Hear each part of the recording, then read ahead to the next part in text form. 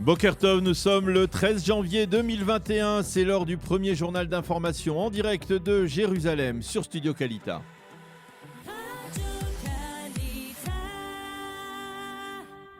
Et oui, direction nos studios à Jérusalem avec notre correspondant Daniel Haïk. Bonjour Daniel, ce matin dans l'actualité on parle de cette nouvelle attaque aérienne en Syrie, une offensive imputée à Israël.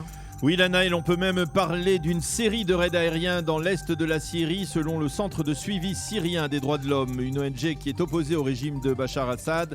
L'armée de l'air israélienne aurait bombardé près d'une vingtaine de cibles dans la région située entre Deir Hazour et Abou Kamal, près de la frontière avec l'Irak. Selon les informations recueillies, au moins 5 soldats syriens et 11 miliciens pro-iraniens auraient été tués au cours de ces attaques. Les médias officiels syriens parlent d'agression israélienne. Il faut souligner que c'est la 4e série d'attaques aériennes imputées à Israël par le régime d'Assad en moins de 3 semaines.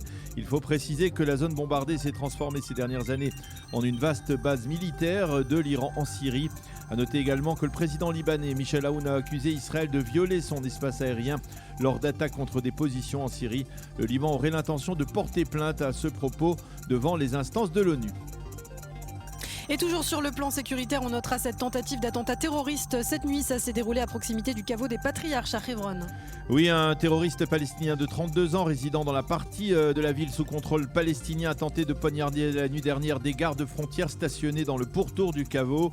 Aucun des soldats n'a été blessé, mais ils ont par contre rapidement réagi, ont tiré dans la direction de leur agresseur, le blessant sérieusement. Le terroriste est actuellement en soins intensifs à l'hôpital Soroka de Be'er-Sheva. Et puis, hier soir, un autre terroriste palestinien de 51 ans a tenté d'attaquer à l'aide d'un tournevis un officier des gardes frontières, stationné cette fois au point de passage de Kalandia, au nord de Jérusalem. Ce terroriste est originaire de Naplouse. Il a été neutralisé et conduit au commissariat pour interrogatoire.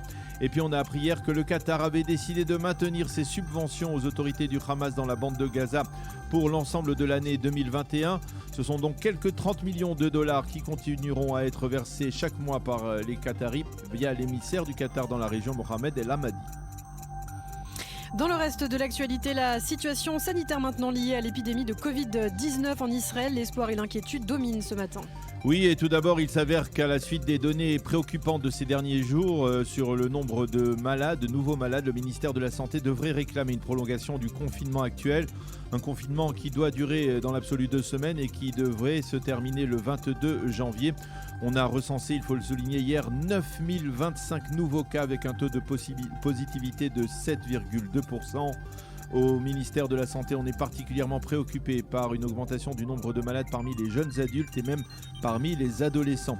Au cours des 2 dernières semaines, le taux de contaminés parmi les enfants a augmenté en effet de 30%. Pendant ce temps, la campagne de vaccination se poursuit. D'ici lundi, ce sont plus d'1,5 million de doses de vaccins qui arriveront en Israël. Aujourd'hui et demain, ce sont 1 demi-million de doses de la compagnie Moderna qui doivent arriver. Ces arrivages devraient permettre de vacciner les Israéliens de plus de 40 ans. Je vous rappelle qu'à partir d'aujourd'hui, il est possible de faire vacciner les Israéliens de plus de 50 ans, ainsi que l'ensemble du corps enseignant. Par contre, une information intéressante, il s'avère que les malades hospitalisés depuis plusieurs semaines dans les hôpitaux israéliens ne peuvent pas recevoir de vaccin lors de leur hospitalisation. La raison officielle n'a pas été encore expliquée. Et puis pour terminer, on en parlait un petit peu plus tôt ce matin, un mot de la disparition à 87 ans de Sheldon Adelson, le magnat juif principal financier du quotidien Israël Hayom et qui pourrait avoir un impact sur le procès de Benjamin Netanyahou. Oui, en effet, Sheldon Adelson était l'un des témoins qui devait comparaître dans le dossier 2000, celui des relations entre Benjamin Netanyahou et Nouni Moses, le patron du Yediot Aharonot, mais en raison de son état de santé ces derniers mois, le témoignage d'Adelson n'a pas pu être recueilli par les autorités juridiques. Il y a plus de 2 ans, lorsqu'il avait été interrogé par les enquêteurs de la police ici en Israël, Adelson avait affirmé que par 2 fois Netanyahou lui avait demandé de limiter la distribution du Israël Hayom. Les responsables du parquet israélien estiment que même sans le témoignage d'Adelson, il dispose de preuves tangibles dans ce dossier. Je vous rappelle qu'Adelson, Sheldon Adelson, s'est éteint hier aux États-Unis à l'âge de 87 ans. Il était considéré comme le juif le plus riche au monde. C'était donc le propriétaire du Israël Hayom et l'un des plus gros donateurs du mémorial du Yad Vashem. Il avait enfin consacré une partie de sa colossale fortune à développer le projet Taglit avec l'agence juive. C'est la fin de ce premier journal d'information.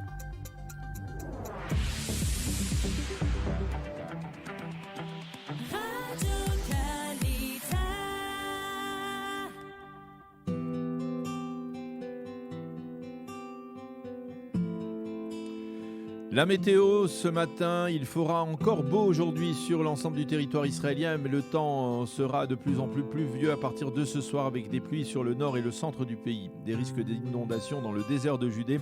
Demain, il devrait même neiger sur le Hermon. Les températures seront en baisse, mais il fera encore aujourd'hui 20 degrés à Jérusalem, 25 à Tel Aviv et 24 degrés à Eilat.